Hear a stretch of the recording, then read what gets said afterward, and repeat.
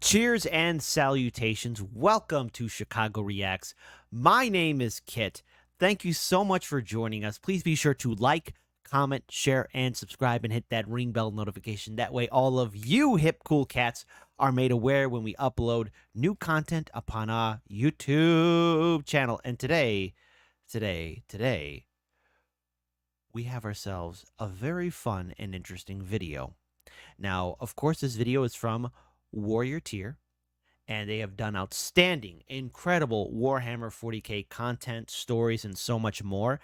We here at Chicago Reacts have reacted to their content. I have reacted to, of course, Timeline of the 40k universe that was narrated by Trajan the Infinite, as well as the first and infamous and well-known and heartwarming story of the Ogren. But today we're reacting to Mechanicus Blood and Steel. Now, Warrior Tier actually reached out to me in regards to this because before this video was created, before they put in all the hard work and effort, they asked me to be a voice actor for one of the characters in this video that you're going to witness. So first of all, I want to give a huge shout out to the great team at Warrior Tier. Thank you so much for asking me to be part of this. My characters, it's a small character, but this is my first time ever doing any kind of voice acting work, so all of you, please be nice. But as all of you know, since you've been following Chicago Reacts, I'm a huge Warhammer 40k fan, and what a real privilege and honor it is to be part of this project. And everyone played a great role.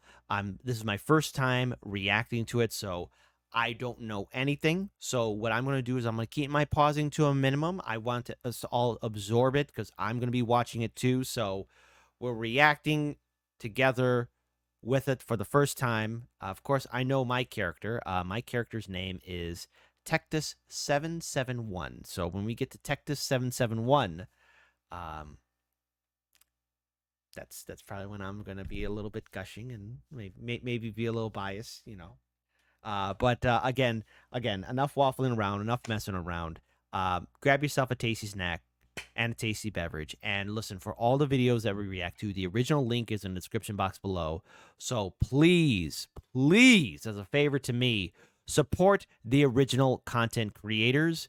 That would mean so much to me because, look, I was really happy to be part of this. I haven't seen any of the comments section, but already it's got a lot of good thumbs up on it. So let's react to this together and enjoy it. So grab a tasty snack and a tasty beverage. Please support the original content creators. Please be sure to like, comment, share, and subscribe to Chicago Reacts. And let's enjoy this. And to the Warhammer 40k community, I hope I delivered. And shout out to everyone else that participated in this too. Here we go. I'm really excited for this. The Emperor Protects, Mechanicus, Blood and Steel. Let's play it in a 3, a 2, a 1. Ooh.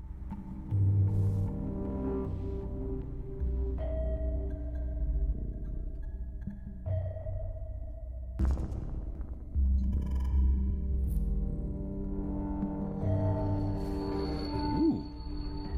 452 years after the War in Heaven. The Prime Cryptek activated the Innertech protocol through his interstitial link. The Cyclopean doors slid silently open, much belaying their inconceivable size.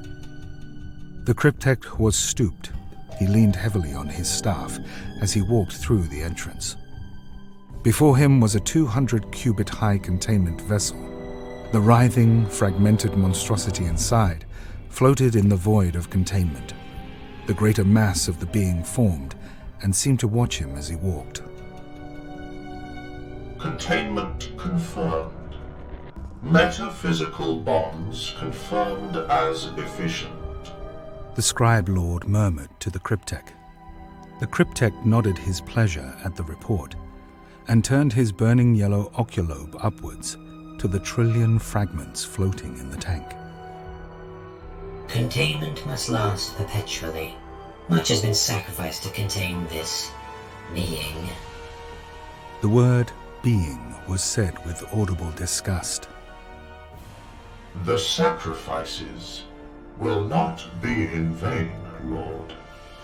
The Eternal One is contained and will be contained until such a time as a means of true extermination has been discovered. The being in the tank whirled in utter frenzy, like a sandstorm, its macro particles bouncing ineffectually against the non-glass of the tank. If I may, Lord Cryptek, should the being ever escape, recontainment has a possibility of failing in 99.99% of cases. Well, what is it? Should the Eternal One infect one machine, the sacrifices will have been for naught. Then pray, my dear scribe, that it never escapes. Its consciousness is almost beyond our understanding. Billions. Okay, sorry, I don't mean to pause. I mean, we're already early in. I'm going to try and keep my pausing to minimum because I'm enjoying this. Seriously, holy cow. Necrons. I was told again, hold on, no spoilers. I wasn't expecting Necrons to be here. Are we dealing with one of the star gods? I don't know. Again, I don't know anything about this. But holy cow. Already the intro is great. Already the voice acting, great. 10 out of 10. Life-changing video. I love this. I love this. Have been purged due to the taint of this creature. The Cryptek took several more steps and rested, leaning slightly against the scribe. They had been friends during the flesh times, and some bond still remained, though neither truly remembered it in full detail. Our watch must never end, old friend. The huge black stone doors began to shut at the press of the single button upon the Alpha 1 override and sealing command terminal. The Cryptek and his scribe would spend forever in this chamber, standing guard over a being that could never be allowed to escape. It's got to be a star god. As the doors close for the last time, the room falls dark, every light fades, all save the lights that burn eternally in the chests of the two Necrons. Lights that pulse dimly where true and fair hearts once beat.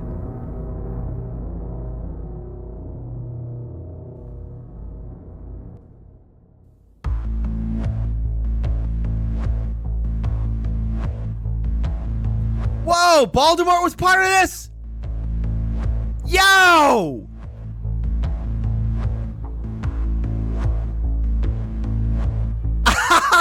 Wow! The Rembrandt. Oh, okay.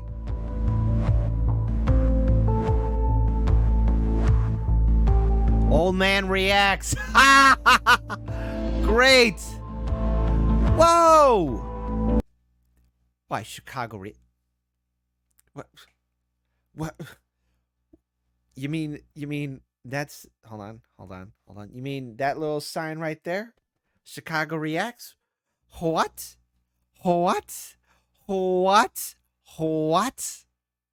Sorry, I gotta be a little bit of an egomaniac. I'm sorry. Bear with me. Don't throw tomatoes. But holy cow, because I've listened to some of these guys' channels, especially Voldemort. I had no idea. I am humbled. I am eating a nice piece of humble pie. 10 out of 10 life-changing video. Wow. I am truly grateful for this. I don't, because I know Baltimore plays some characters. He does some great voice acting work. He does. If you're not subscribed to his channel, please do so. If you're a Warhammer 40K content consumer, if you don't subscribe to that channel, I will call the Inquisition on you. He's done great work. I hope my character interacts because again, I don't know who play. Again, I don't know my role. So it's sort of like that scene from Reservoir Dogs. Like you're Mr. Pink, you're Mr. Blue, you're Mr. Orange, you're Mr. Blonde, you're Mr. Brown. I mean, so I don't know. Oh, I'm so excited. I can't wait till he gets. I'm so happy you get to enjoy this. Okay, again. Oh, I promise no more pausing. Okay, I'm gonna keep my pausing to a minimum after this. Promise. I promise. Wow.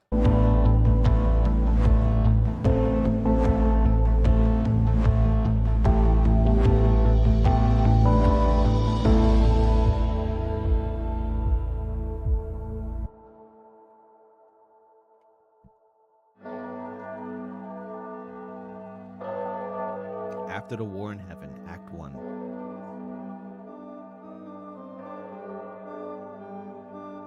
Repent! Repent and pray for forgiveness from the God of all machines! The crowd flailed and moaned in fervent ecstasy as his steel vocal cords ground out the litanies of forgiveness. The choir rattled on, performing their lobotomized duties perfectly. As they should. Their song carried across the crowd and the streets of the city. The midday observations were vital to maintaining the souls of the wretched, sinful populace. The Mechanicus had controlled this world for over 7,000 years, and you did not keep a world in working order that long by slacking on prayers. No, you don't. From Tertiary Tower, Reticulus Gamma 1, High Magos Jayuk B10M stared down, his surprisingly human eyes whirled silently, focusing on different faces in the crowd. When a being like Jayuk B10M spoke, you listened, which is exactly what happened. The vast, lofty hall fell silent. 1,000 red eyes focused on Jayuk as he began speaking in two voices at once. The Omnisire guides us in our quest for truth. Yes. His voice was a steel rasp, as if 1,000 needles were dragging along an iron plate. As he spoke High Gothic, he data-shunted streams of formal greetings to various members of the audience. For the sake of tradition, he even sent binary code messages. Oh, you know, we're going to do the Bender Futurum 1000100000001. Anyways, enough. Sorry, I had to. Enough of this. No more pausing. Explanation of current circumstance. It has been 4 Terran days since production overseer and high fabricator specialist Rosalind Precious 9 went missing somewhere in the city below. He cleared his throat with a cough. Though he had no need to cough, some habits just died hard. Additional information. I have combed through the terabytes of recordings, reports, treaties, and have found no trace of him. Interrogative. How is that possible? A murmur spread through the audience. Adept Class 3 Kaivan Forang stood slowly to request permission to speak. B1's compound eyes focused on Forang as he directed his full attention to him. Requesting explanation for your standing up, Assistant Magos Forain. Explanation. I, Magos Jayuk, it is within my duty to maintain communications with the on-world Imperial Bastion. Further outline. The captain of the arbitrators, known as Dan Smythe, is requesting that he be allowed to aid in the search for our missing colleague. A buzz went around the room. Hands tapped and scrawled. Expressions of interest and confusion bounced in the noospheric zone of the room. Interrogative. And what, by the Omnisire, would this Mr. Smythe offer us that my Skitarii Prime Enforcers cannot? Supplication. Explanation. My lord, he is a veteran of several Imperial campaigns. He worked with the Inquisition as an investigator. And just today, we received a missive from Mars. Silence fell instantly. Every auditory canal and oral receptor opened to full and focused on the young adept. Extreme interest. Mars. Explanation demanded. Vorang shifted, uncomfortable under the weight of so many gazes and so much active scrying. Explanation. Lord, a missive was sent to Smythe, explaining that he is to henceforth begin investigations of his own concerning the disappearance. The disappearance has caused emotional concern for a member of the High Council of Terra. It appears that Rotten Precious 9 was well known and well liked. Oh my goodness. Outrage!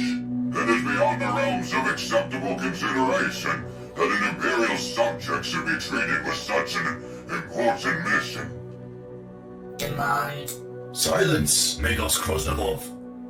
The newsphere exploded with outbound, inbound requests.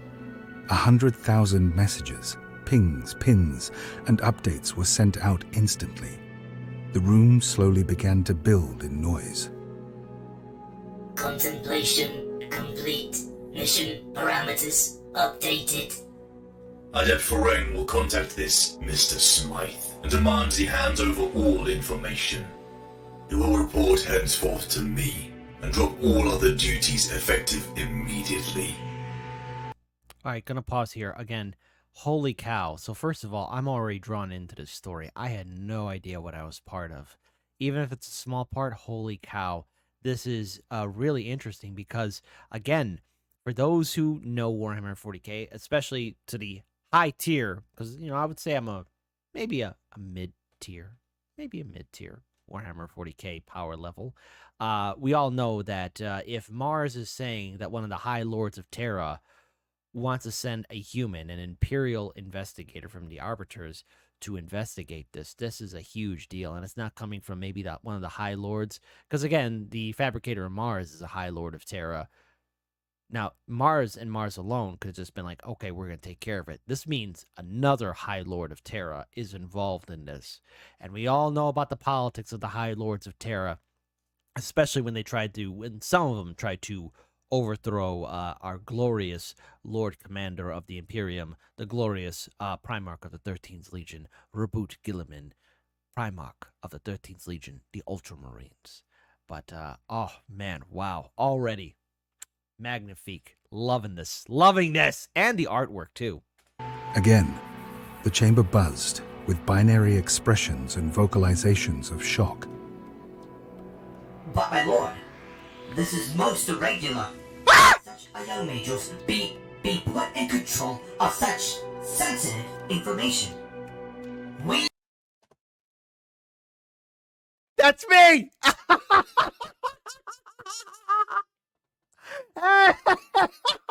That's my character! Oh my god! I love it! I love it! 10 out of 10! This is a life-changing video! We're rewinding that. I'm so sorry. Hang on. First of all, Warrior Tier, 10 out of 10. This has changed my life. Thank you. This has made me so happy. I'm loving every minute of it. Even this is probably my last part of being in here. But you know what? I'm so happy I played this part. Warhammer 40k community, thank you so much. Warrior Tier, thank you so much. Immediately. Again, the chamber buzzed with binary expressions and vocalizations of shock. But my lord, this is most irregular. That such Iomages be put in control of such sensitive information. We appreciate your pedigree. Absolutely. But we must express concern, Lord. Interruption. Explanation. But nothing. Megos Forang has spent 4 years in contact with the on-world delegation. He can handle this, Mr. Smythe, and will shine the light of the god of all machines. The room remained a hive of activity as Adept Forang bowed low and expressed the traditional Martian binary expression of thanks. Go now, Forang, and begin the twin-headed investigation mission 4956-243-1-XB. Forang walked from the chamber and left a room that sounded like a hive of steel wasps fighting over copper wire. This is so cool. The Emperor protects.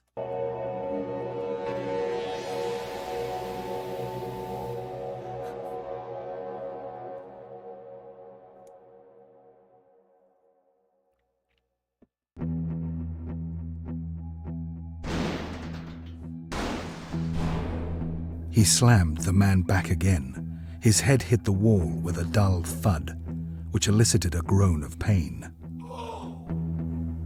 Where is he? He slammed the man again, causing him to cough and splutter as the air was driven out from his lungs. The soldier let the ganger fall to the floor. He turned about and faced his captain. He ain't gonna talk. The captain stood up with a groan. His hip hurt again. They always talk, Burns, with enough time. And if he won't talk, we'll give him over to the adepts who will servitorize him. Oh. The ganger looked up at them with actual fear in his eyes. You don't have the authority to do that. The captain looked back at the ganger. His false eye captured pics of the swirling face tattoos for the sake of record. I do, actually. They'll shave all your hair off, laser burn your tattoos, and then electrocute you so your hair won't grow back. Then, they'll remove any unneeded limbs, and then they'll cut your skull open and lobotomize you. And all of that will be done without drugs, because the tech priests aren't ones for wasting resources. The captain let his words hang in the air. The ganger wiped the drool from his mouth with his hand and stood up on shaking legs. Look, I don't want any problems. I just want to get the hell out of here. Tor is at the North Central lower blocks. He runs his stores out of there. He sells stolen cogitators and data slates after his people wipe them clean. Burns began to step forward when the captain placed a hand on his shoulder. You see, Burns, he wouldn't lie to us. Because for all he knows, we've been tracking him for weeks, and we'll find him wherever he goes. I'm not stupid enough to lie to an arbitrator. The words didn't echo off the card brick walls and simply vanished. I hope not. If I have to see you again, I'll come with the Skitari, and believe me, they don't ask questions. They carve for answers. Ow. Now disappear. The captain pushed the synthwood door open and ushered the ganger out. He ran from the small room and disappeared down the street. Captain Smythe looked Specialist Rob Burns up and down and inquired. Do you need anything before we go and find Tor? A night with a neophyte of the Order of the Argent Shroud. You know, Burns, I like you. But if anyone other than me heard you say that, they'd probably burn you at the stake. And I'd still get to be close to a neophyte or two at least. No, you don't want to be near He those. smiled at Smythe, disarming the tension in the room. Get your gear from the crawler before we head in. We know he has muscle who have earned their ink.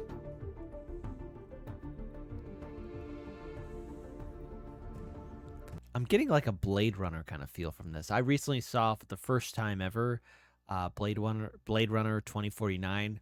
What a work of art that was. And now I know where Luton 09 gets some of his imagery when he does his Warhammer 40k content.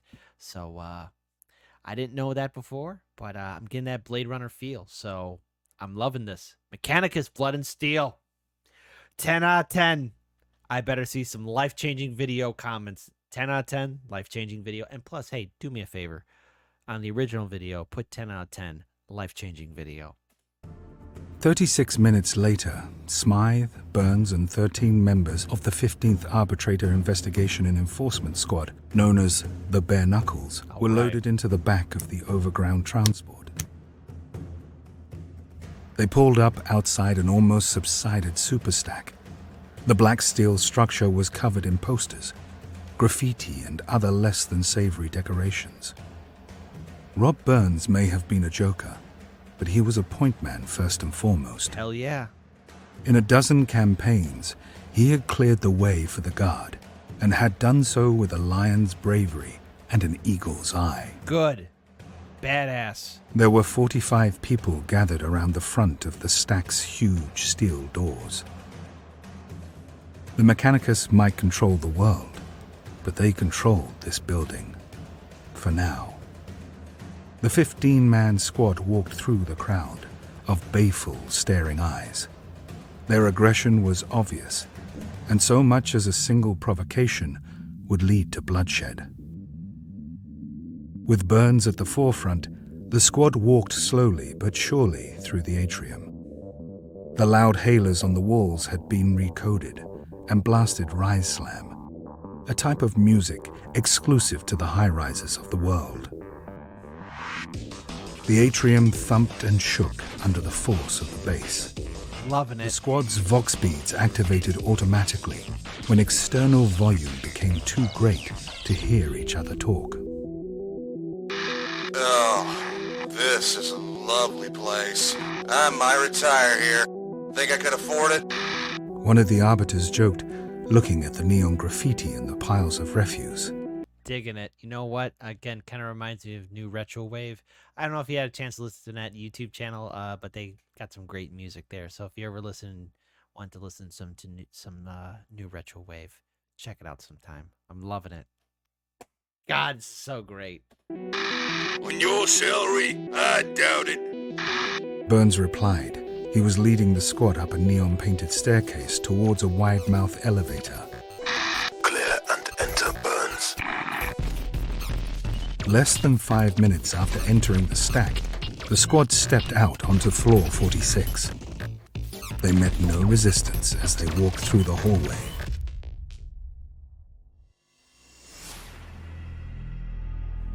The doors had all been ripped off, making the whole floor a single, vast open room. Every door except for one. The squad took up breach positions and formed a semicircle around the door, just in case. Smythe knocked on the door. The music faded instantly, and the synthwood slab slowly opened inwards. Inside was a den of crime. The walls were lined with stolen goods, the floors piled high with data slates and the various loot amassed by a crime lord over a long and healthy career. Burns and Smythe walked side by side through the room, their false eyes recording and reporting everything around them as they went. I'm surprised, Smythe. There's only 15 of you here to greet me. The voice came from the man sitting at the desk in the other room, flanked by 5 other people.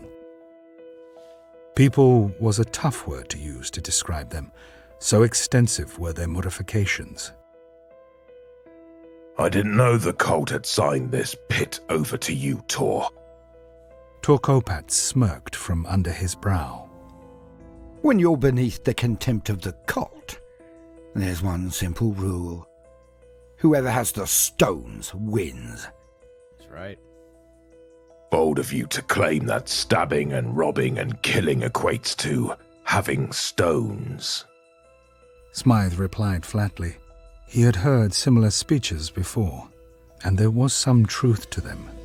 The cult, as well as the wider Imperium, left a lot of people forgotten and alone.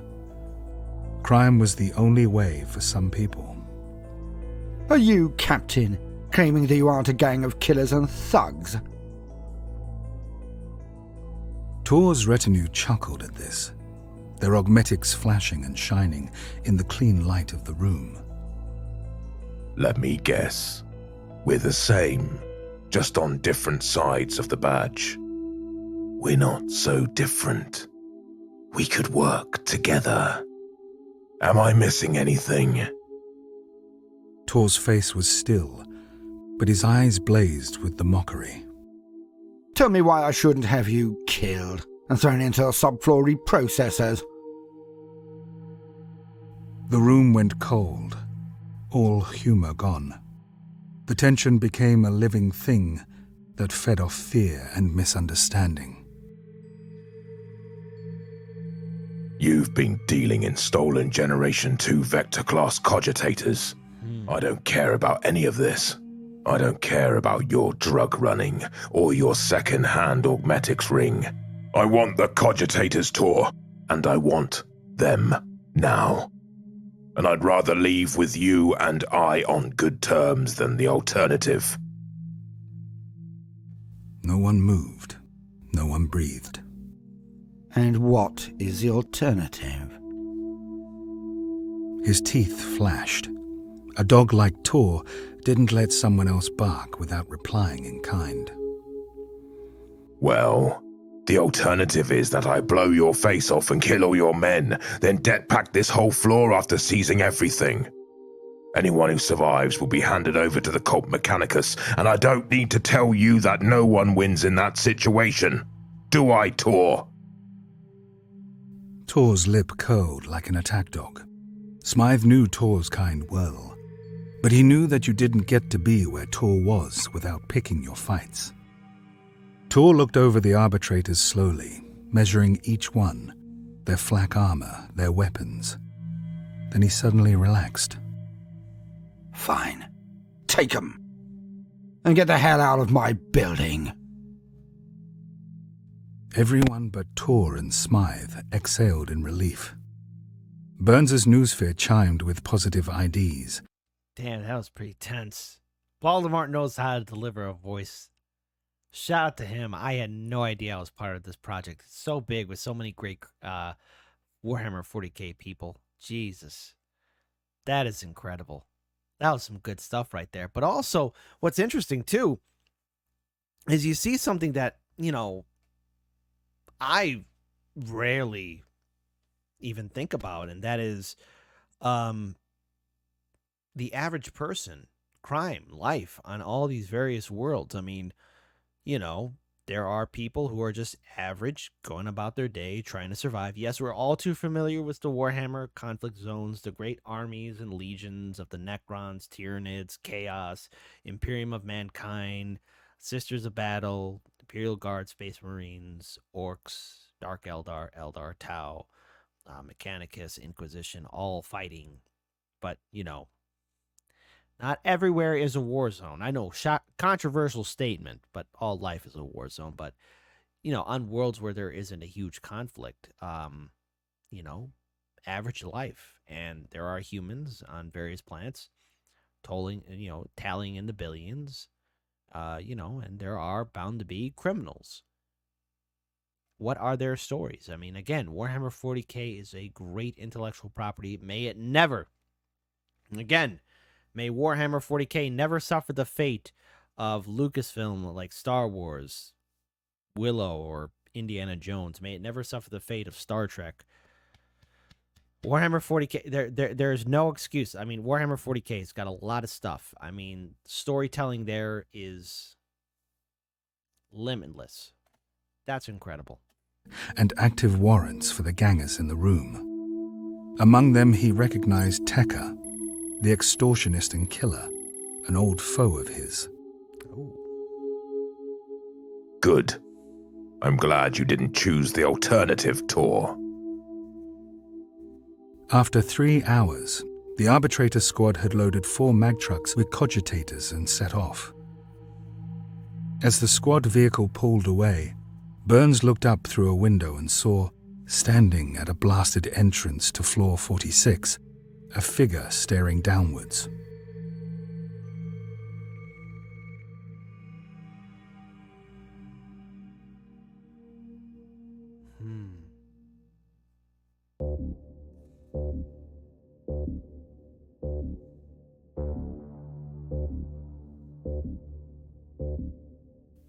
Adept Forang floated gracefully through the smog of the city. His plinth hovered along a predetermined, optimized route to the Arbiti's headquarters. He flicked through reams of data on a slate he held in his fourth arm, looking for discrepancies in the theory of non-unified hypergravity and its relation to the use of Geller fields in short-skip warp travel. The plinth slowed as he approached the building. He stepped off as the wind whipped his robes about him. He soon found himself in a lead-lined investigation room, standing in the middle of 204 stolen cogitator units. Incredible. The arbitrators didn't speak, even to each other. They all knew tech priests and had dealt with the cult before. But seeing a tech priest, Adept Magos, this close was not a normal everyday experience. The thin, almost reptilian man in red clicked and buzzed as he inspected the rows and rows of cogitators. His mechadendrites whirring, studying and lifting. Suddenly, he spoke in clear low Gothic, making the humans jump. Curiosity. Tell me, Captain Smythe. Do you know what the main export in this world is? Why? Smythe was slightly taken aback by both his voice and his grasp of low Gothic. He stared at Forang as he replied. The main export of this world is vector-class cogitators. Positive. Affirmative, Captain. The goal is to send millions of units from this world, because a fragment of an STC was discovered millennia ago. It allowed our fabricators to manufacture cogitator logic cores, which, on average, perform 2.5% faster than other standard logic cores. The adept never stopped studying.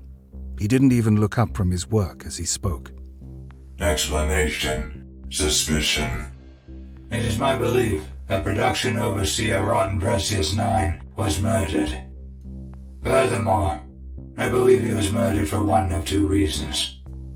Scenario 1. He was murdered because he found a flaw in the STC template and needed to be silenced. Whoa. Okay, for those who don't know, standard STC. God, why did I forget it now? Standard Tech Construct, I think. Yes, STC. Oh boy, the Warhammer 40k community is gonna throw a brick at my head. You know, usually again, the missiles around an STC, standard template construct. There we go. Boom. Brain worked. Thank you, brain. Thank you. Thank you to my last two brain cells. Those two brain cells working on overtime. Standard template construct. Standard template construct. Usually STCs are revered as flawless and they don't have anything wrong with them. The fact that an STC can have a flaw in it, that's unheard of. And that opens up so many scenarios. Or either that maybe an STC is read wrong. That's another thing. Scenario 2. He was murdered because he tried to stop off-world smuggling of logic cores. A crime that is, I assure you, very dangerous to the security of the realms of both the Mechanicus and the Imperium. Absolutely. The arbitrators were silent as they considered Forang's suggestions. It made sense.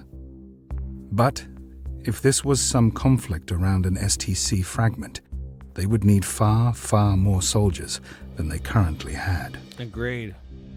Question. This individual, Tor, who is by all measures a crime lord, acquired these units through subterfuge, theft, and murder. We must find out who he's selling them to, and if they know anything about production overseer Rotten Precious 9. For now, I must leave and visit the chapel of the Bound God. What? You need to go and pray now. Why? Because, Captain, this cogitator has a partially erased serial number, indicating that its machine spirit was placated by the priest to operate the chapel. No!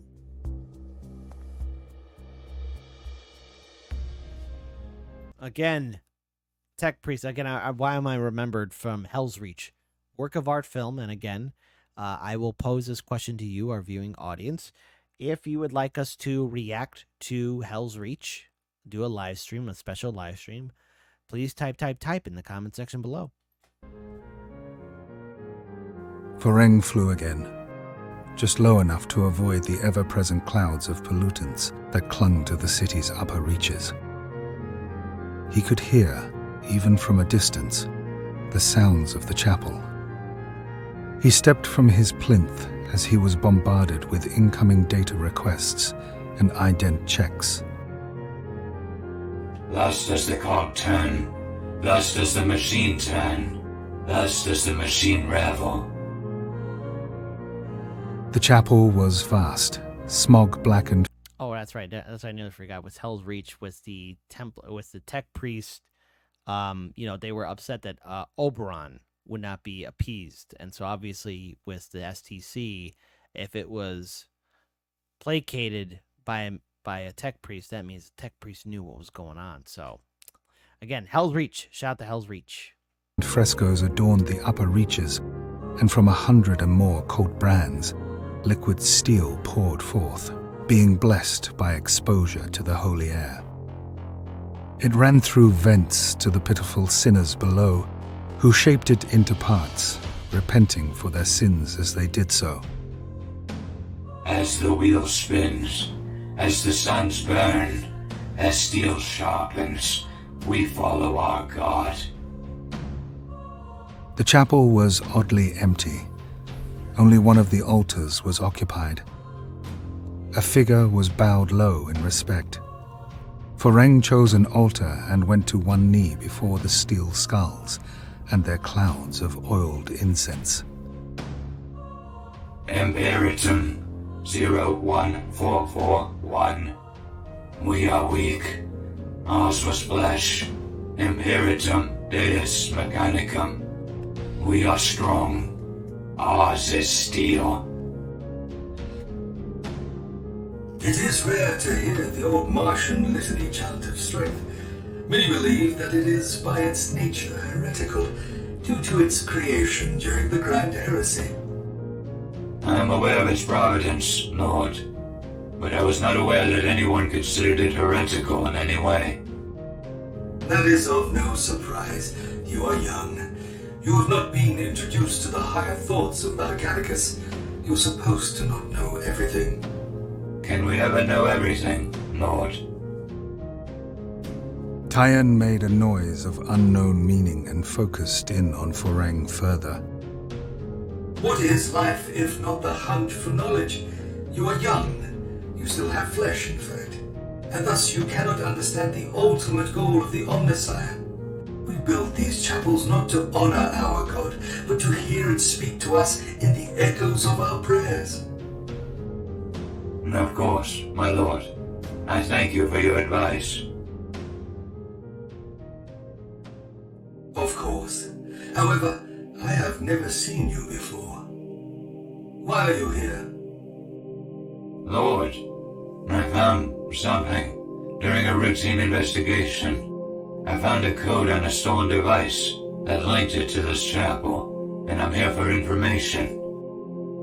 Oh, you are perceptive. But I am afraid that you have wasted your time. There are other things to look into, young one. Do not concern yourself with such menial tasks as this, when we have no idea where rotten Precious is. Forgiveness, attrition request. But, my lord, this is, if nothing else, something to be Investigate? Investigate a device being linked to a chapel? Will you investigate every such device on world? Do you have that many years left, Junior Magos? Yo. He's hiding something. Now, I've seen enough detective movies and noir films to know somebody like that is just dismissive of it. No. Look into it. No, my lord. That is not my aim.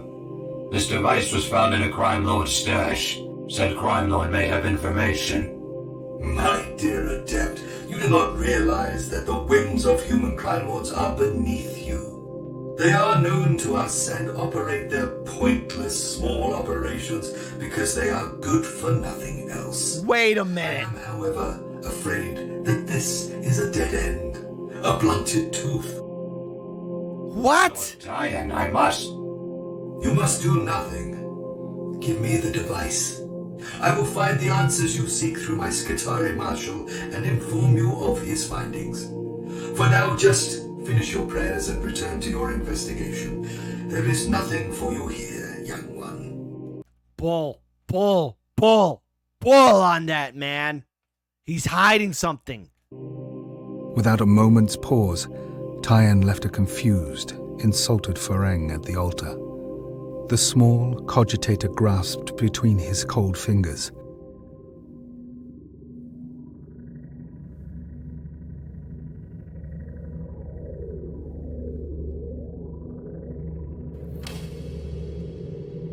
The vent clicked. The figure draped in grey robes clawed through the ventilation ducts silently. It pulled itself along on razor-thin multi-limbs that numbered in the hundreds. It had long ago realized that one can never truly be efficient, and thus it had upgraded itself beyond all believed ability. The figure reached its target destination, floor 46. A strand of articulated steel snaked silently through the last vent. It held a small glass vial in 2 tiny claws. The humans in the room were talking amongst themselves and laughing.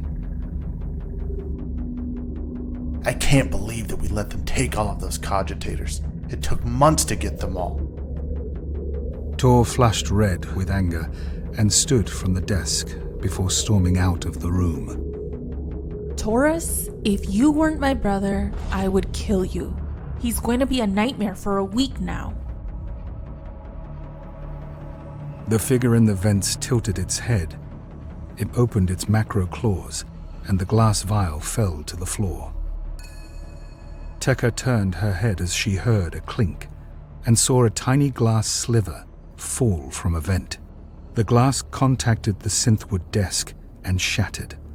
The effect was almost instantaneous. A flash of light filled the room, blinding open eyes and causing an immediate wave of nausea. The figure burst from the vent, limbs propelling it forward at breakneck speed. Tekka turned her head at the sound of ripped steel, one eye blinded from the flash, and saw a streak of grey appear from the wall.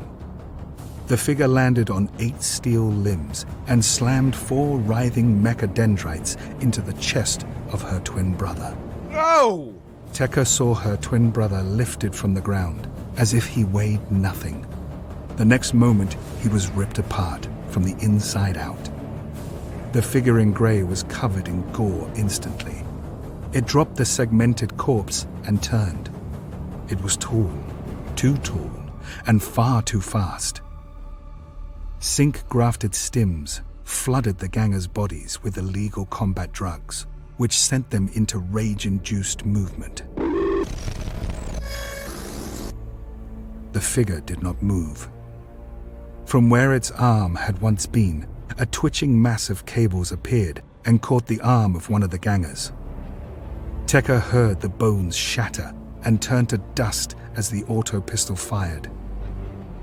The cables covered the ganger she had known for 10 years. He screamed. She watched as the ganger who had saved her life so many times before was lifted from the ground, blood oozing from the cocoon of cabling that now enveloped him. He didn't stop screaming. It was at this exact moment that Tor had returned. Having heard the violent exchange take place inside the room, he cracked the door an inch and saw a figure in blood-slicked robes walking slowly towards Tekka. She could not move from the green-red eyes that stared into her mind and soul. She couldn't move until she saw Tor.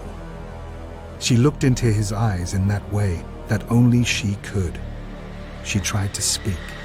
Instead, She was driven through the wall by the steel monstrosity.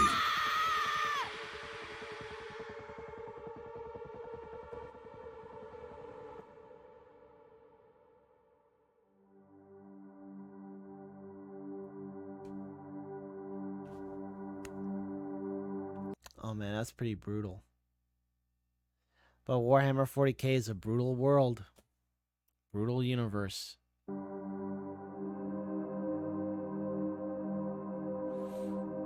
Smythe! I need Smythe! Tor shouted into the Arbites officer's face. After narrowly avoiding death on the 46th floor of his own tower, Tor How the hell did you walk out of that one, Tor? now found himself in the midst of a near-psychotic episode in an interrogation room of the Arbites headquarters. 4 top-grade enforcement officers slid into the room, stunning Tor to his knees as he screamed in protest, then locked him in plascuffs. Forang studied the battered and bruised man from behind 1-inch thick armor glass, his 3 eyes whirring and locking, capturing and never blinking. Preliminary hormone and pheromone readings indicate residue of 2 types of firearms discharge, and a fear level that approaches risking cardiovascular distress. So he was almost scared to death. That's what you're saying? Affirmative. To be blunt, yes. He was technically almost scared, causing so much prolonged adrenaline to court. You can just say yes, Majos. I have to go and ask him why exactly he just strolled into my building covered in blood and screaming at the top of his lungs. You're welcome to join me. Social expression. Thank you, Lead Investigator Smythe, for your expression of manners when such an expression is not required or expected. Smythe walked through the door after Forang and simply blinked at him for a few moments as he tried to figure out what to say. Social expression received. You're welcome, Majos.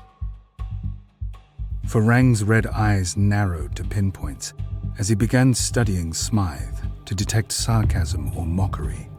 There was none. Smythe approached the steel door to the questioning room and looked up into the camera, mounted inside a skull above the door. Welcome, Captain Smythe. Welcome, Majos 299511. Welcome, Sergeant Burns. Thank you, Tylus. Smythe said to the servitor as he looked back into the camera.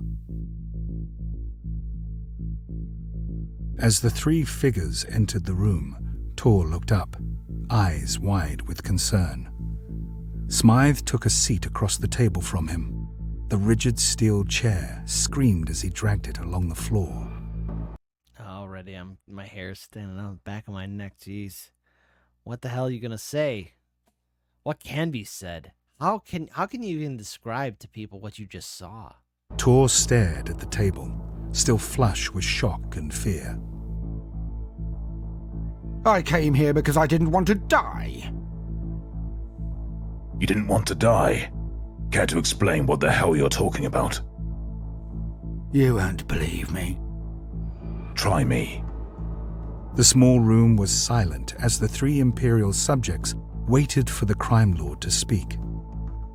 We were discussing you and what happened. We weren't planning anything. I went to take a... His eyes flickered to Forang, and he swallowed hard. I went to relieve myself. As I walked back towards the room, I heard screaming and yelling from down the hall. When I came back, I cracked the door and looked inside. I don't know what this thing was or how it got in. I've never seen anything like it. I watched it kill everyone. I figured if I didn't get the hell out of there, then I was going to be next, and, well, I ran. Take a breath, Tor, and tell me what it was. As Tor drew in a breath to speak, Magos Forang leaned in closer, scrying him on full Auspex range, opening sub-receptors and recorders out of curiosity. It was in grey robes. I think you'd say they were robes. But shit, it was covered in blood and bits of my people. It had a steel face. It had 100 eyes like a fly. Farang lurched forward, his fine, steel-tipped fingers tapping with force onto the table. Extreme interrogative. Subject Tor, are you inferring that your building and your gang was attacked and murdered by a member of the Mechanicus? What's going on here? Mechanicus doing some crimes? That would never happen. The Mechanicus doing some shady things? No. Never. Never in the world of 40K. Warrior tier, seriously, great storytelling. 10 out of 10. I love it. Tor looked slowly upwards, his jaw set like steel. I'm telling you that one machine killed 3 of the best fighters I have ever seen. Interrogative. Continue. What else do you want me to tell you? That the whole floor exploded after about 2 minutes. The thing had 5 arms and didn't have legs. It had cables, like a hive of cables, and it just glided along. It killed everyone. It killed Tekka. Calm down, Tor. Take a breath and calm your ass down. We've heard about the explosion. There's a multi-approach team already there. But what I'm wondering is this. Why would some murder machine want you and your scumbags dead with such efficiency? Interrogative command. Captain Smythe means to say that you will tell us. You have no choice. I suspect that tech heresy is being committed, and this is now my main concern. Speak. Yo. That thing killed my people, killed Tekka, because of you. Because you and your soldiers came into my building. You took our goods and left like you're some damn king of Caliban. Oh. If it killed your people because you spoke to us, what is it trying to hide? Smythe leaned in closer as he asked the question, his gut churned in preemptive dread. It killed them. It tried to kill me. Because whoever controls it was worried about what I had told you. They thought I'd broken our agreement and had spoken to enforcement officials. If it thinks you have, and it's already killed your people, why don't you just tell us and get it over with? That's the right thing to do here, Tor. You know it. Tor raised his eyes from the steel table, and he spoke for hours. The words that truly caused Smythe to feel ice running through his veins would stay with him forever. There's something under that manufactorum. Something old. Tai-En told me to my face that it's heretical to even look at it. What is it? Farang used his real voice, a fact that made Burns anxious in a way he hadn't since the early days of his training. They never told me, not exactly. They told me that they'd found it by mistake, that this facility had Necrons inside it. I'd never heard of Necrons until then, and I'd served in the Guard for 5 years.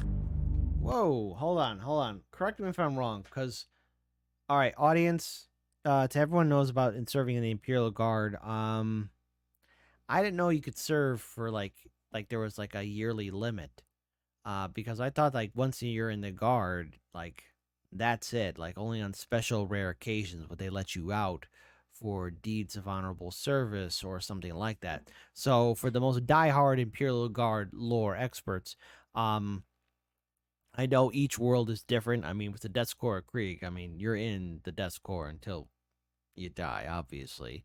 And I know in Ultramar, they're probably way different than how the normal Imperial Guard works.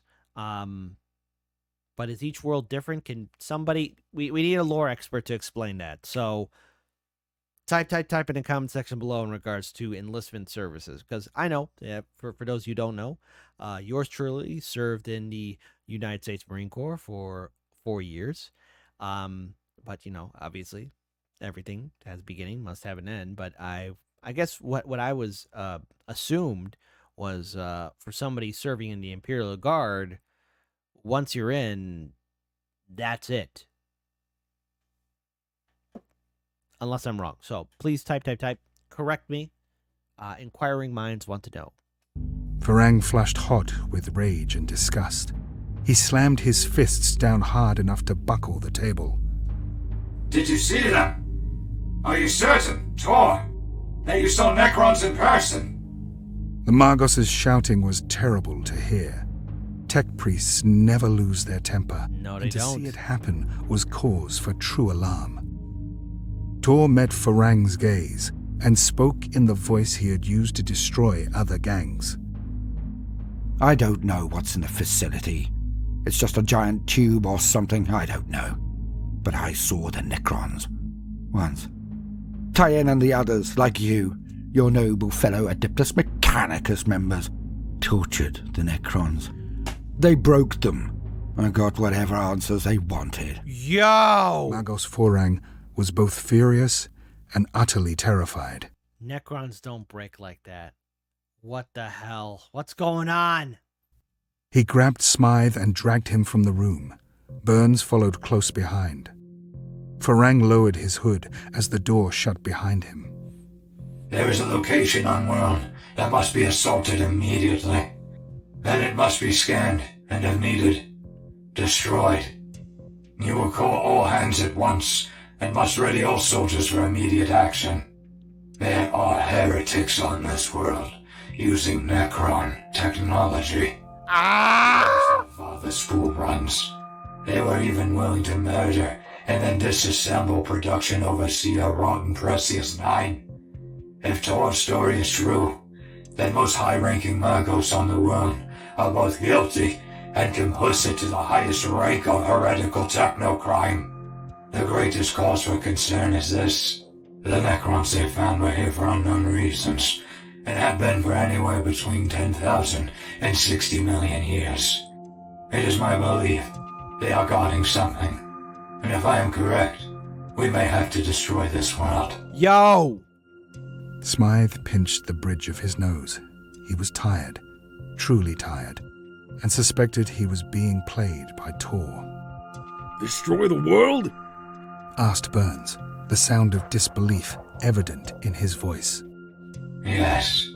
If a being was considered so dangerous by these Necrons that they are willing to stay buried beneath the planet for eons, just to keep it contained, then, yes, we may have to make external contact and request immediate cleansing of this world.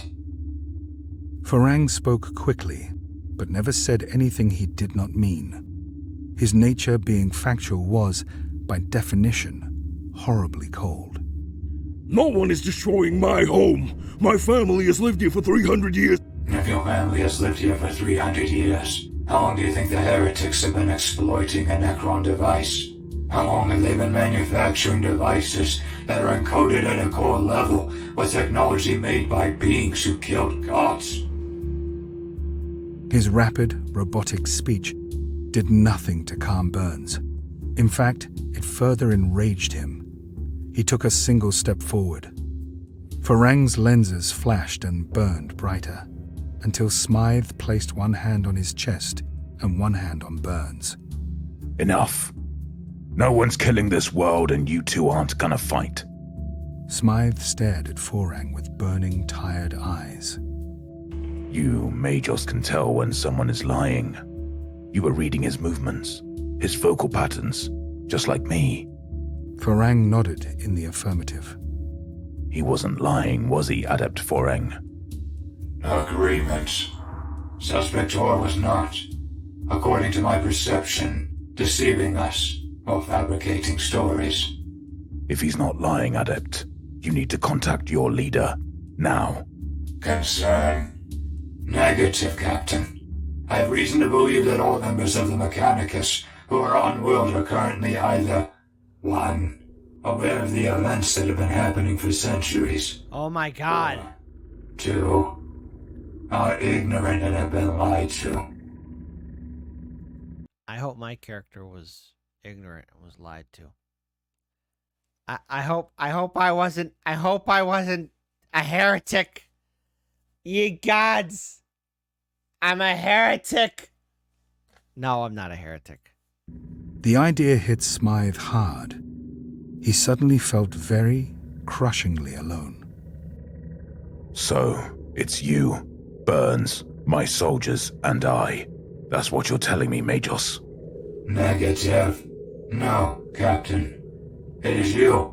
Your entire staff. Specialist Burns, Tor, and I. We are compelled to act by our very nature. Tor, what's that piece of trash got to do with this? Explanation. Tor is not lying, and he does know the location of the heretics. He can confirm the layout of the Manufactorum in the presence of the magos that murdered Rotten Precious 9.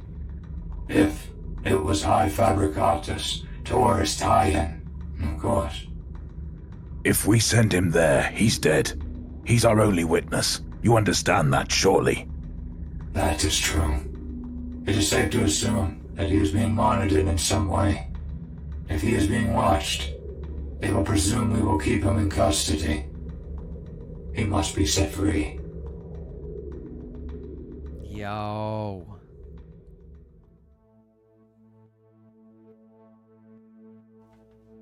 This is so awesome. I'm so happy I was invited to be part of this. This is fun. This 10 out of 10. Life-changing video. Really, seriously, I'm at the edge of my seat here. The recovered automotive was filled with surveillance equipment. It roared from the basement lot beneath the arbitrator pen. The micro-drone that had followed Tor for hours floated above the car. It relayed his location to Lord Tyan, who told his staff of the betrayal. As the automotive sped out of the city, Tor roared in desperate need. He had lost everything: his home, his gang, his love. Oh. Tyan Blink activated a sub-command. The drone emitted a low-frequency burst of scrap code, and the vehicle rolled to a gradual stop. Tor slammed his hand into the wheel. He bellowed in outrage as the vehicle started again and drove without his input. The low-slung vehicle drove him to his fate against his will. The gates of the Manufactorum opened wide, like jaws of death, as the vehicle sped inside. Tor was pulled, unobjecting, from the vehicle by gang members he had known. He was led through a sweltering active factorum down to a sub-level. Oh, it is a shame that after such a fruitful partnership, that it has come to this, Tor. Fruitful for who? You're the only ones that made out like pirates. How many raids, investigations, and invasions do you think I myself stopped? You do not think that your unopposed elevation to crime lord was a coincidence to you? And how unaware do you think I am? Do you think I don't know it was you that killed my men and blew up my building? You could have remained as a king, Tor. A king of rats and drug users, but a king nonetheless. Instead, you will die like a coward after leaving your soldiers to die. Do you regret such cowardly behavior? Do you regret not being there when the light faded in her eyes? Oh, that's a low blow. Tyan stared hard into Tor's unwavering gaze. Tor spat into his face and spun on his heel. He brought his other foot around in a high arc, shattering the jaw of the gang member stood behind him. As the man fell, Tor grabbed him and ripped the hotshot laser pistol from the holster under his arm. If I'm a coward, what are you? How many will die because you worship that thing down there? 14 heretics calculated attack patterns, plotting their course of action. The gang members simply watched and waited. They knew what was coming.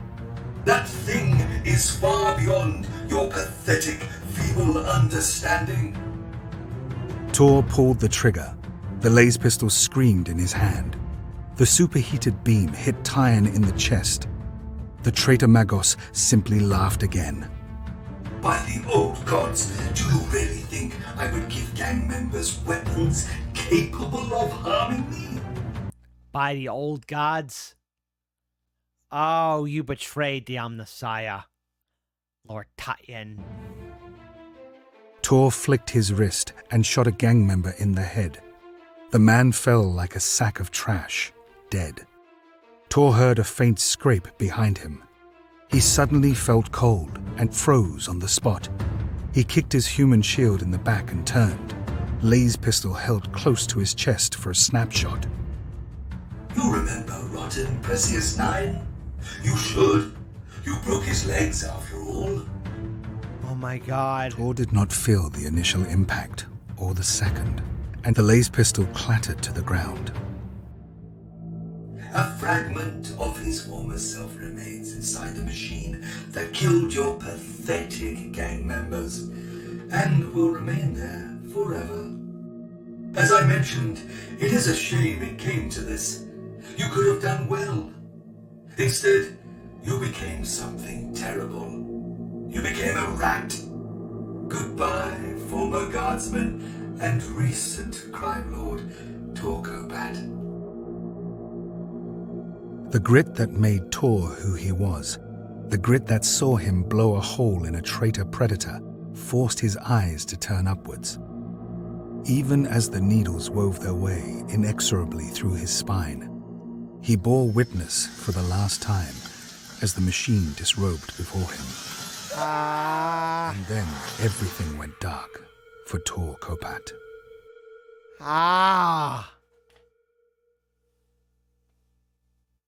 Oh, geez. Okay, I thought he was going to get rescued, but I guess that wasn't the case. The trucks flew through the streets, low to the road, heavy with soldiers. They crashed through the gates, and the arbitrators flew from their vehicles. Their black armor reflected no light, save muzzle flashes. Captain Smythe led the forward engagement force, who burned their way through the manufactorum with practiced elite precision, while Forang, Burns, and a small squad held the front gates. As Smythe led the squad through the seemingly empty manufactorum, the dimly lit room suddenly illuminated with bright flashes as a group of gangers screamed in fury and opened fire from behind boxes and machines. As they fired, the troopers dropped to one knee and raised their ceramite shields, creating an impenetrable wall. Forang and Burns heard the gunfire and ran inside to provide backup for Smythe and his team. Smythe brought his shotgun to bear as he raised up. He squeezed the trigger. The figure next to his target fell screaming to the floor. Without missing a beat, Forang fired 4 more shots in accurate, rapid succession. Flash him, now! There you go. Lord Get him! Smythe over the group-wide Vox, and as he ducked low, Lord Smythe kind of reminds me of a Judge Dredd character, you know? The law must be cruel. I am the law. the room became a frenetic staccato of booms and flashes. Smythe and the engagement force pressed forward, working to confirm that there was no longer an immediate threat. The room that had just echoed with explosions and gunfire was suddenly eerily silent. Wanting to avoid any more surprises, Forang scanned the last remaining room on the first floor of the manufactorum. As he activated his scrying suite, he was overcome by wailing as a skein of scrap code was hard slammed into his mind. Oh! Forang clutched his head. Hold on, rewind that. Slammed into his mind. Oh, that cannot be who I think it is. Grandfather Nurgle? Forang clutched his head and screamed.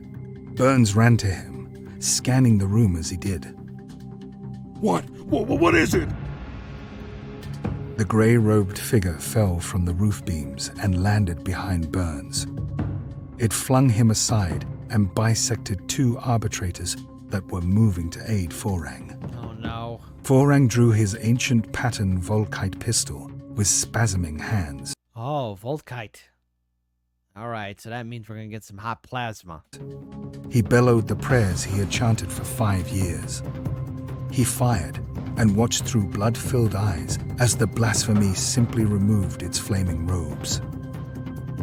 It reared up on a nest of razor-tipped cables, and without hesitation, Data shunted even more scrap code and heretic imagery into Forang's mind. The nest lashed out, puncturing Forang's leg in a dozen places. He fell to the floor, clutching his last remaining flesh limb as he bled slowly. Burns raised himself up on one elbow and drew his custom-tooled hand cannon.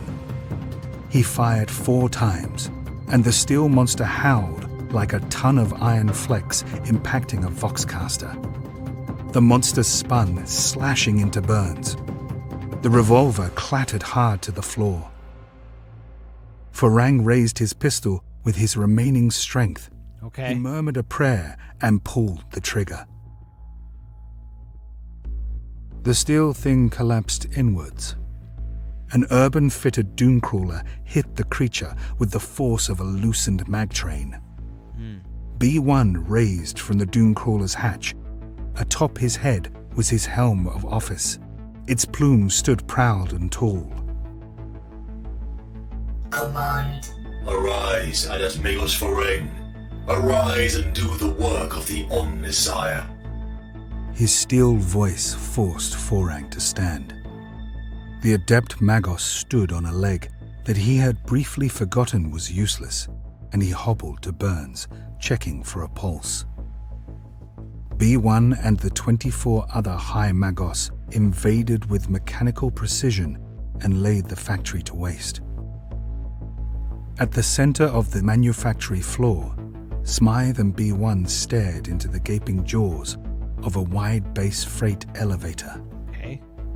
They breathed in hard and rode downwards, down into the world. Down to face the heretics, the traitors, in the subsurface chamber. All right, I'm at the edge of my seat. Sorry, I don't mean to be pausing, but holy cow. B1 found his old friend, Tyan, hunched over a tattooed corpse. Tyan howled and turned. Smythe shot him in the chest with a solid, depleted uranium slug. As Tyan clutched at his shattered steel ribs and looked up, B1 brought his huge Omniscient axe down and unceremoniously beat the butcher to death. As he should. Terrible blows. The chamber fell silent as Smythe and the Skitari checked for pulses among the downed traitors. Where they found living souls, they dispatched them with casual ease. Good. Smythe asked B1. Lord, what do we do about them? Smythe nodded to the chained, broken, and tortured steel beings who had watched everything unfold. B1 didn't know what to do with the delimbed, chained-up bodies of the 2 awakened Necrons. So, he planned to speak to them, surrounded as he was by other residents of his world, but not before ensuring it was safe to do so. Request. Captain Smythe, please confirm that all heretic forces are deceased and no longer pose a threat. Of course, Lord. Formal command explanation. I will handle the Necrons, Captain, though you may stay if you wish. B1 stepped from Smythe and stood 10 feet from the chained, broken machines. His steel faceplate lowered. He spoke gently in binary and low Gothic.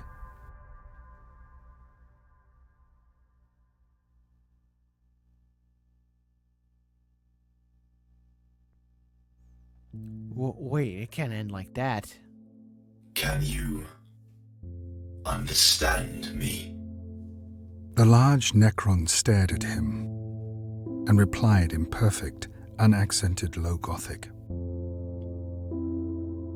We comprehend your language, High Fabricatus, Lord Jayuk Etasix B100M. Yo. B1 had long ago removed his stomach, but he felt it churn as the being used his full name. You know my name. The chamber stared in silence at the chained beings. The smaller Necron tilted its head in what seemed to Smythe like an alarmingly human gesture. The beings of your order had installed crude but effective jamming equipment in this room. We now have access to our hyperweave, and thus we know all your names, your roles, and achievements.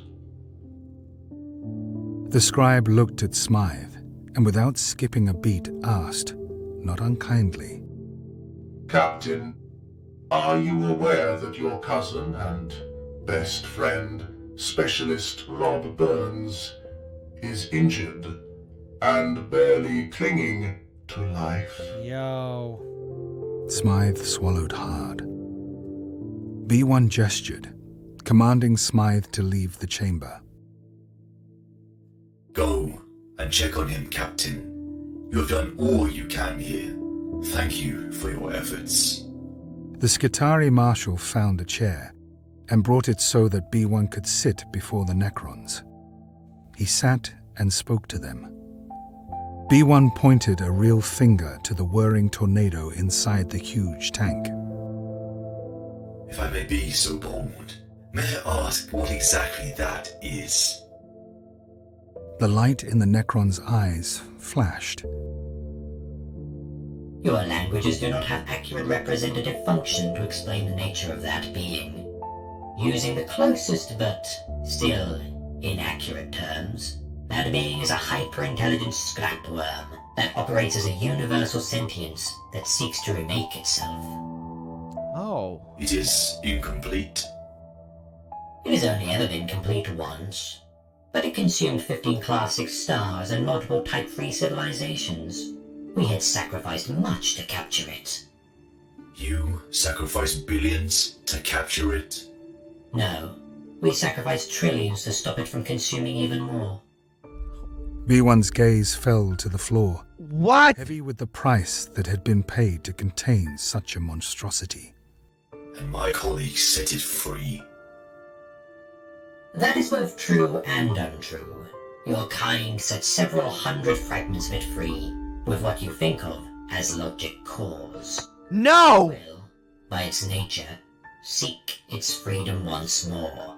B1 looked into the faint yellow oculars and asked in his real voice.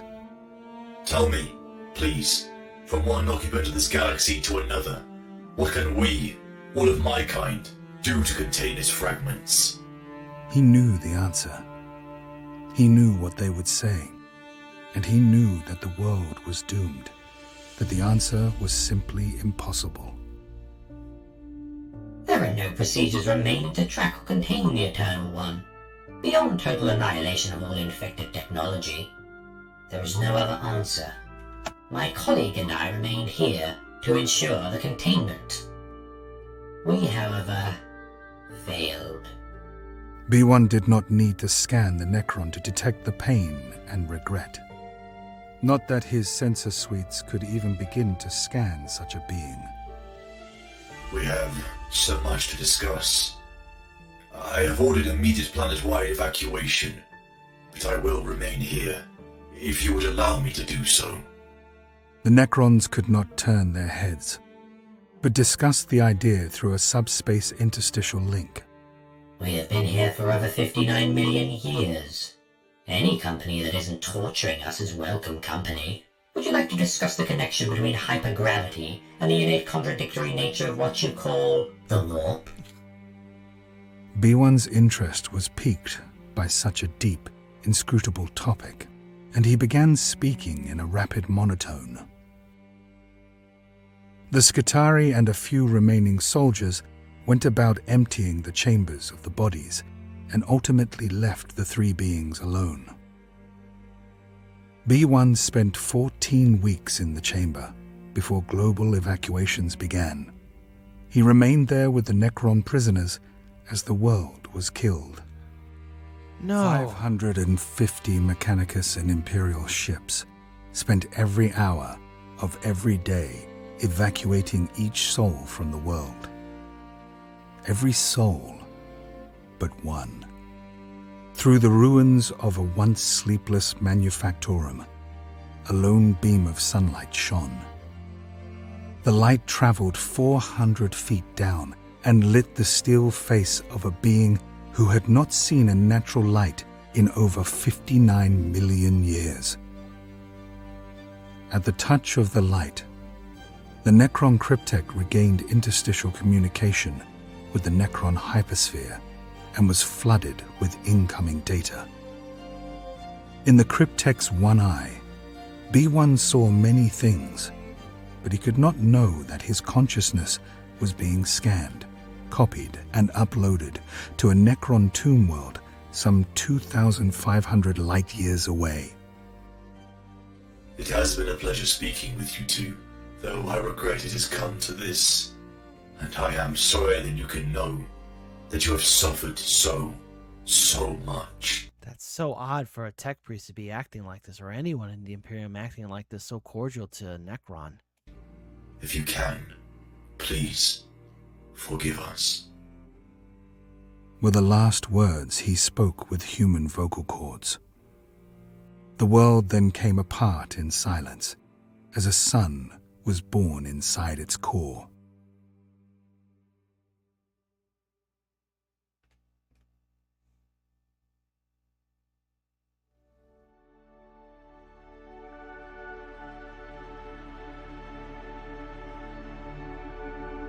Cheating at cards was Smythe's speciality beyond shooting people. But he never cheated when he played against his men. They had set up 20 tables in the hallways of the Mechanicus vessel, Ironheart. The tables lined the walkways towards the Medicae Fabricatus. Smythe had lost many soldiers, and many more would never truly recover. He's coming, said Dunning, and all of Smythe's men began to chatter and stand to attention. As the white steel Medicae unit's door opened, two figures stepped out. One with a new steel leg and fresh clean red robes. The other looked up sheepishly and was met with cries and cheers. He looked over the amassed enforcers with his one low-grade arbitrator-installed eye. His new red eye, in its steel housing, showed him their core temperatures, their combat records, their heart rates. He stepped forward and grabbed the red robes, forcing the man to come with him. The ship's captain watched in abject confusion and germaphobe-riddled anxiety as the sweaty men and women embraced each other en masse, even going so far as to pull Magos Forang into their huddle. Curiosity piqued. Disgusting. Yet wholesome. So, Magos Forang, what will you do now? How do you feel? The huddle broke apart as Smythe and Forang walked away together. Explanation. I will spend time on board this vessel, recovering and aiding Specialist Burns in recovery. And to answer your second question, I feel with my hands. Smythe stopped walking, his brow furrowed deeper than it ever had. Was that a joke? If you cannot detect humor, Captain Smythe, then I cannot tell you if it was in fact humorous. I have, however, received a command to return to the world of Ati Ingige to report to High Fabricatus Forang. Smythe exhaled hard and laughed. You're telling me you're going to another world? You know my soldiers won't let you go alone, don't you? Forang placed a hand on Smythe's shoulder, then looked into his dark, pained eyes and replied with genuine warmth. I wouldn't go without them, my friend.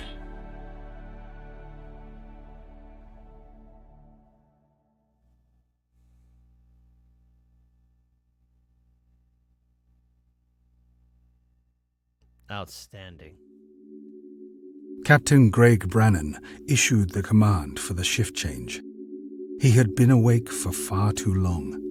He needed 3 things: to take off his boots, have a glass of wine, and to send a message to his wife and sons. Oh. He placed his hand on his first mate's shoulder and whispered, I'm going to bed. Make sure you don't enjoy the night shift too much, Ayan. And try to stay awake this time. Iron McLeish snapped his face around and bared his steel teeth at his captain. I'd kill you if it didn't mean I'd be in the lower decks of another damn space hulk. Don't lie, McLeish. You love me, and you would never be without me. Good night. Without a second passing, the man with steel teeth barked back. I hope you have nightmares, you miserable prick. The word was cut off as Greg activated his oral lines to play music. Good. He walked carefully through the hallways, saluted a soldier here, a shift leader there.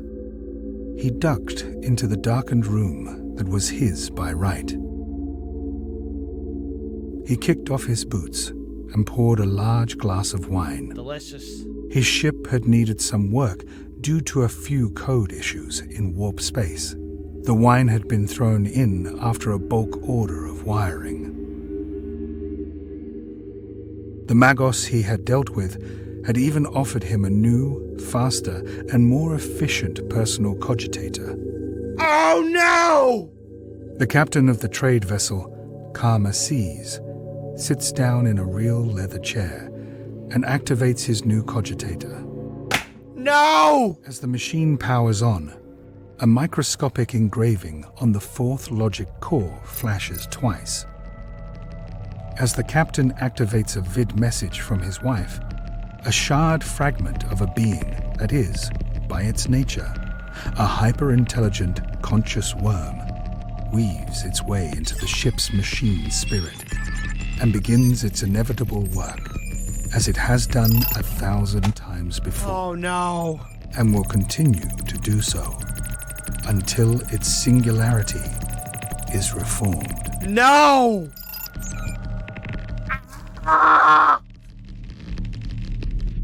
Can't be a Warhammer 40k story without some brutal, grim, dark reality. Gosh darn it!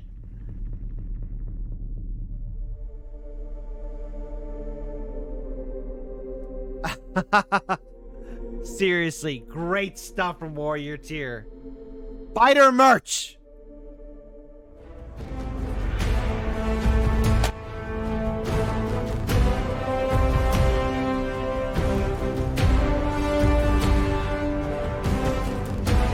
My mark! Space Marine!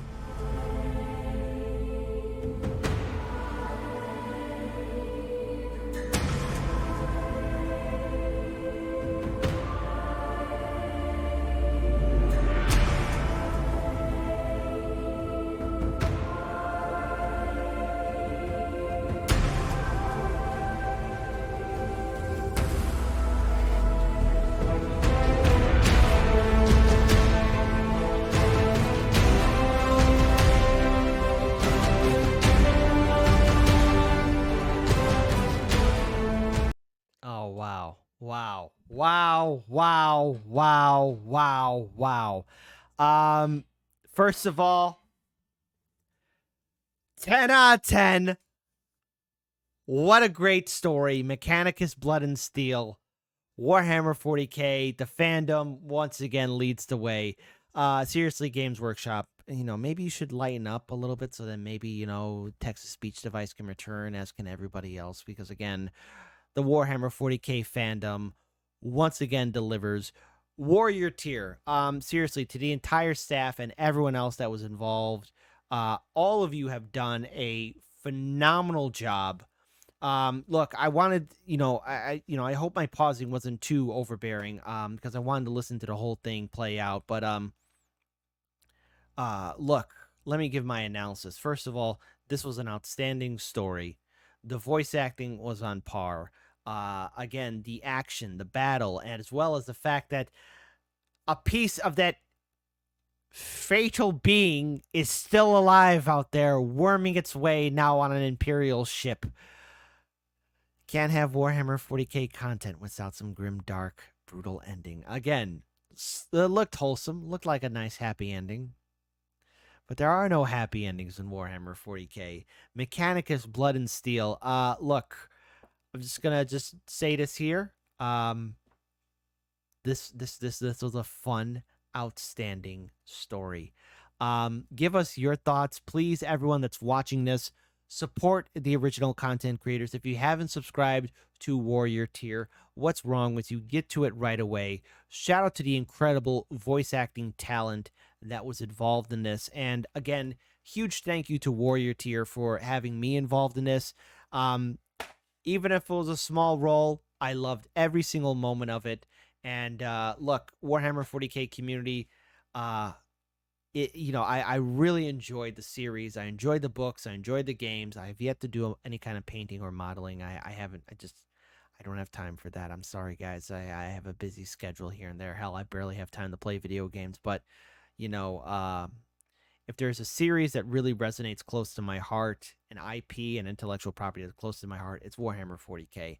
I love the community. I love the warmth of it. I love the fact that there are people there willing to initiate others into the lore and knowledge of all the various factions and history of Warhammer 40k. And, I just got this huge smile on my face just because, I watched all this stuff. I like to consume Warhammer 40k content, and sometimes we get asked by people, "Hey, how come Kit doesn't react to other types of Warhammer 40k content?" It's guys, I love to watch it, and so recently all of you asked me to react to Astartes because I've seen it before, but again, a lot of the stuff that you've seen other people on our team react to, I have seen more than once. I've lost count because again, I'm a huge Warhammer 40k nerd. It's great, and I love the work that the community does, the fandom does, in regards to keeping people engaged and talking more and sharing theories about Warhammer 40k. And I got to play and be a character. That is just so much fun.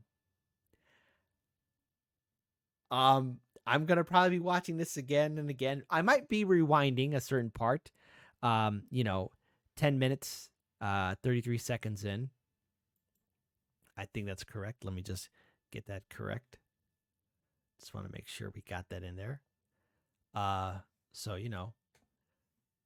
that's where yours truly plays in. Maybe we could pull that up here again. The duties effective immediately. Again, the chamber buzzed. Well, gee, I wonder who's going to be talking. With binary expressions and vocalizations of shock. But my lord. Why? Texas 771! What are you doing? This is most irregular that such a young majors be put in control of such sensitive information. We appreciate your pedigree, but we must express concern, Lord. Interruption. Explanation. But nothing. Megos Forang has spent 4 years in Texas 771. Why must you interrupt all the time? 10 minutes, 33 seconds in, you see yours truly. Seriously, Warrior Tier, everyone else that was involved, you did phenomenal work. Please, everyone that's watching, the original video link is in the description box below. Please support the original content creators, but also follow all the other voice actors that have been involved in this. Again, by clicking the original link in the description box below, you're helping out not only Warrior Tier, but everyone else. So do that as a favor for me. Once again, Warrior Tier, everyone involved, 10 out of 10, awesome story. I hope for more to come, and hey, dare I say it, hey, Henry Cavill, look, I know you might be kind of maybe working on some Warhammer 40k content. If you need yours truly, contact me. Anyways, who knows? Who knows? The future is uncertain, but I as you can see, was my Black Templar friend here who's on my heart. He is shocked too and happy. I hope all of you are doing well. Drink water, keep on winning. If you sat through this whole thing, thank you so much. My name is Kit. This has been Chicago Reacts. Please give this a thumbs up and take good care of yourselves. And shout out again to everyone that was involved. I am just so happy. I am so happy. And that's all I could say. And I hope this made you happy too. Take care. Never give up. And be a hip, cool cat like I know you are. Bye-bye.